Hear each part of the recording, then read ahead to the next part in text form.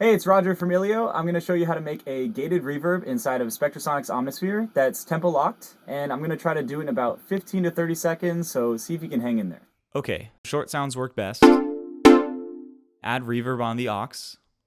Turn up the mix, turn up the time, and since you have 2 layers, just make sure to send each layer to the aux.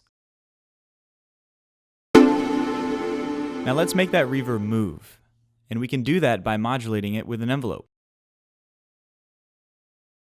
Add some attack to the envelope, increase to double time, and bump the speed up. And there we go.